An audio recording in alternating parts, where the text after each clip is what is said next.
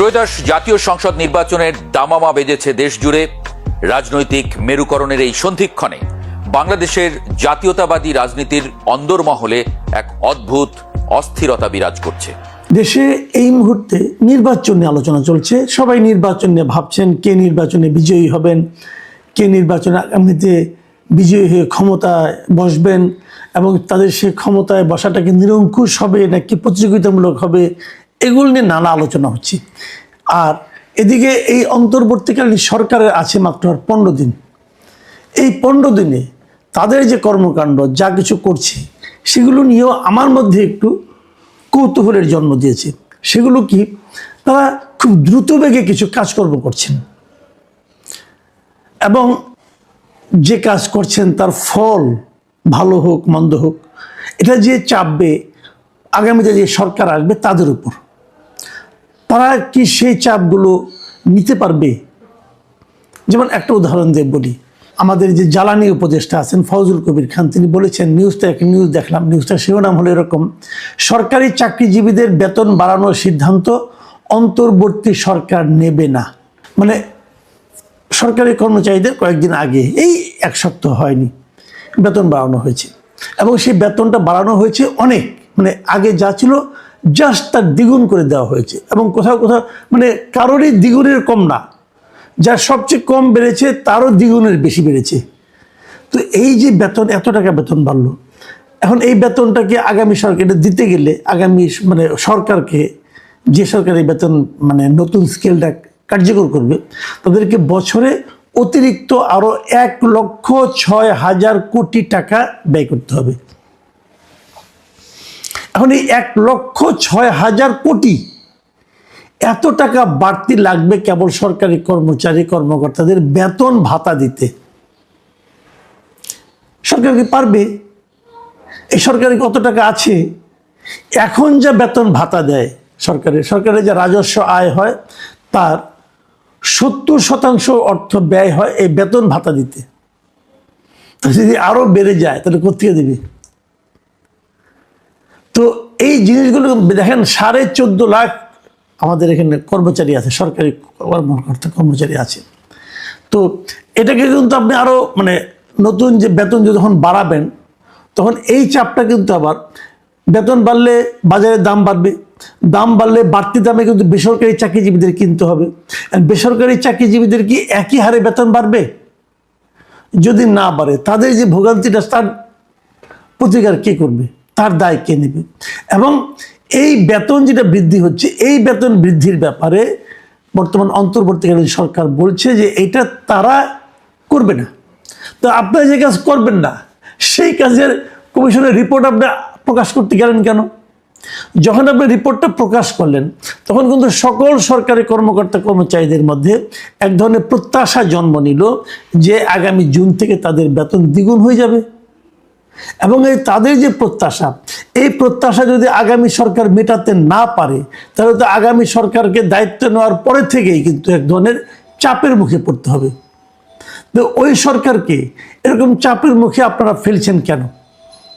কেবল এটাই না, আরও অনেকগুলি ক্ষেত্র কিন্তু আছে। যেমন ধরা যাক, আমি আরেকটা নিউজের কথা বলি। এই সপ্তাহে আরেকটা নিউজ হয়েছে। নিউজটার শিরোনামটা এমন যে প্রাথমিকে সহকারী শিক্ষক নিয়োগে রকেট গতি, ভোটের আগেই ফল, আস্থাহীন চাকরি প্রার্থীরা। এটা প্রথম আলোতে এই নিউজটা এসেছে। বিষয়টা কি? বিষয়টা হলো যে প্রাথমিক বিদ্যালয়ে প্রায় 14,500 সহকারী শিক্ষকের পদে নিয়োগ হবে। 14,500, কিন্তু মাথায় রাখবেন এই 14,500 পদের নিয়োগের জন্য অ্যাপ্লিকেশন করেছে 10 লাখেরও বেশি। এই যে 10 লাখ লোকের অ্যাপ্লিকেশন হয়েছে, তাদের একটা লিখিত পরীক্ষা হয়েছে এই মাসের, এই জানুয়ারি মাসের 9 তারিখে। 9 তারিখ মানে হলো আজকে থেকে 18 দিন আগে। আজকে থেকে 18 দিন আগে একটা পরীক্ষা হয়েছে। সেই পরীক্ষার ফল, এই 10 লাখ লোকের পরীক্ষার ফল মাত্র 12 দিনের মধ্যে 21শে জানুয়ারি ফল প্রকাশ হয়ে গেছে। 8 লাখ লোকের খাতা দেখা হয়েছে মাত্র 12 দিনে, মাথায় রাখবেন। এখন বলা হচ্ছে যে আগামীকাল মানে 28শে জানুয়ারি থেকে তাদের ভাইবা হবে এবং ভাইবা টাইবা হয়ে এই ইলেকশন তো 12 তারিখে, তার আগেই নিয়োগ দিয়ে দিবে তারা।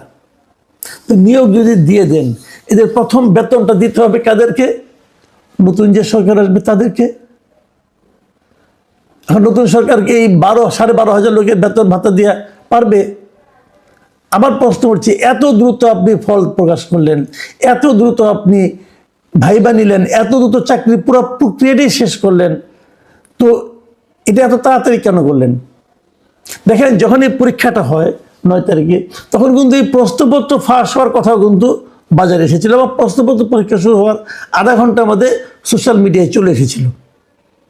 তার মানে পরীক্ষার যে অসাধারণ ভালো কোনো পরীক্ষা হয়েছে, ভালো কোনো পদ্ধতিতে হয়েছে, তাও বলা যাবে না। এই পরীক্ষা নিয়েও বিতর্ক আছে।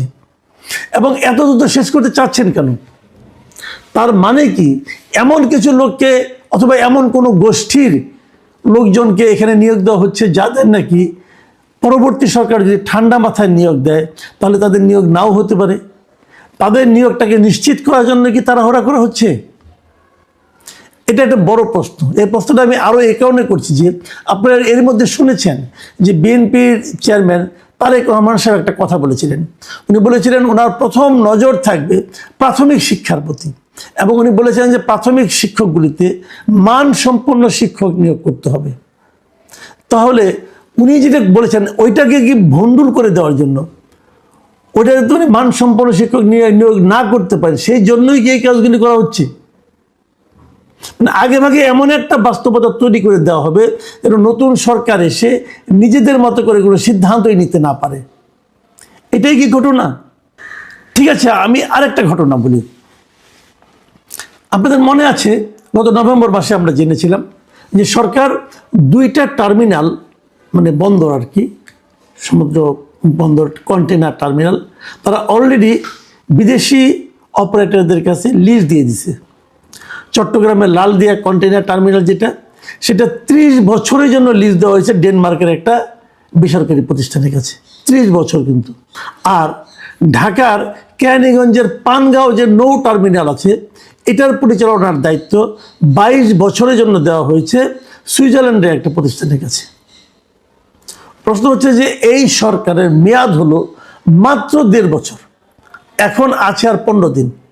এই 1.5 বছরের একটা সরকার এই 30 বছর অথবা 22 বছরের জন্য লিজ দেওয়ার কি তাদের কোনো এখতিয়ার আছে? অথবা এই যে 2টা লিজ হয়েছে, এই লিজগুলি কি আন্তর্জাতিক টেন্ডারের মাধ্যমে হয়েছে? কি প্রক্রিয়া হয়েছে কেউ জানে না, কিন্তু সম্পূর্ণ অস্বচ্ছ একটা প্রক্রিয়ায় এগুলি করা হয়েছে। কেন? এবং যদি এই প্রক্রিয়াটা আমাদের দেশের জন্য লাভজনক না হয়, তাহলে এই অলাভের অথবা এই ক্ষতির ভারটা কাদের উপর গিয়ে পড়বে? আগামী সরকার, এবং তারপরের সরকার, তারপরের সরকার, এরকম 4-5টা সরকারকে এই দায় বহন করতে হবে, এই ক্ষতি বহন করতে হবে। ক্ষতির কারণকে এই অন্তর্বর্তীকালীন সরকার। ভাগ্য ভালো, এখন পর্যন্ত নিউ মেরিন কন্টেনার টার্মিনাল যেটা আছে চট্টগ্রামে, যেটা আমাদের সবচেয়ে বড় টার্মিনাল, সেটাও কিন্তু বিদেশির কাছে দেওয়ার জন্য সব কিছু ঠিকঠাক। ডক্টর ইউনূস নিজে যে চট্টগ্রামে বলে এসেছেন উনি এটা বিদেশির কাছে দিয়ে দিবেন, এবং এইটা দেওয়ার ব্যাপারে যে আরব আমিরাতে ইউএই ভিত্তিক ডিপি ওয়ার্ল্ডকে দিয়ে দেওয়ার কথা ছিল, এটার ব্যাপারে হাইকোর্টের একটা নিষেধাজ্ঞার কারণে এটা এখনও স্থগিত আছে। পরে কী হবে বলতে পারবো না, সেটাও তারা দেওয়ার ব্যবস্থা কিন্তু সম্পন্ন করেছিলেন। ঠিক এই জায়গাটাতে আমার কথা যে আপনারা এমন এমন কাজ কেন করছেন যে কাজগুলো করার দায়িত্বই আপনাকে দেওয়া হয়নি। দেশ চালাবে জনগণ কর্তৃক নির্বাচিত একটা সরকার, এক বা একাধিক সরকার, তারা যখন দেশ চালাবে তারাই সিদ্ধান্ত নেবে কোনটা ভালো হবে কোনটা মন্দ হবে। আপনি কে এগুলি আগাম করে যাওয়ার এবং তাদের মাথার উপর কতগুলি বোঝা চাপিয়ে দেওয়ার জন্য আপনাদের এই প্রচেষ্টা কেন? আপনাদের দায়িত্ব ছিল ডে টু ডে কাজ করা। বড় বড় কথা বলছেন সংস্কার নিয়ে, সংস্কার করার জন্যই বা আপনাকে এখতিয়ার কে দিল? তারও যে বড় কথা, আপনারা যে সংস্কারটা করেছেন, মানে করতে চাচ্ছেন, যে প্রস্তাবনা নিয়ে আসছেন, সেই প্রস্তাবনা তৈরি করার মতো সক্ষমতা কি আপনাদের আছে? আপনারা কি যোগ্য লোক? এটারও তো প্রশ্ন আমার একটা আছে। যারা এই সংস্কার প্রস্তাবগুলো তৈরি করেছে এদের কিন্তু আমি যোগ্য মনে করি না। প্রস্তাবগুলো তো ভালো হয়নি, 2-1টা প্রস্তাব ভালো হতে পারে, আংশিক ভালো, তো সবার জন্য গ্রহণযোগ্য একটা প্রস্তাবকে আপনারা তৈরি করতে পেরেছেন? যদি পারতেন তাহলে এতগুলি এর মধ্যে এই সংস্কার জুলাই সনদের মধ্যে এত এত বিভিন্ন পলিটিক্যাল পার্টির এত এত নোট অফ ডিসেন্ট পড়লো কেন? এবং নোট অফ ডিসেন্ট দেওয়া সত্ত্বেও সেটাকে আপনারা হানা ভোটের মাধ্যমে পাশ করিয়ে আনার চেষ্টা করছেন কেন? আরেকটা কথা বলে শেষ করি। দেখুন, এই যে রাষ্ট্রপতি যে অধ্যাদেশ যদি হানা ভোটে পাশ হয়, নিয়মটা কি হচ্ছে? এখন যে ইলেকশনটা হবে, মাথায় রাখবেন, এই ইলেকশনটা হওয়ার পর কিন্তু এরা যে নকশাটা করছে আর কি, এই অন্তর্বর্তী সরকার যে নমুনাটা করছে, সেটা হলো এই যে ইলেকশনটা হবে, এই ইলেকশনটা হওয়ার পর এই এমপিরা কিন্তু যেই প্রথম দিনে কিন্তু সংসদে বসবে না। প্রথমে তারা 3 মাসের মধ্যে 3 মাস সময় পাবে এই জুলাই সনদকে পাশ করার জন্য। তাহলে এই সময় তাহলে কি নতুন সংসদ হবে না? যদি নতুন সংসদ না বসে তাহলে সরকার প্রধান কি হবে?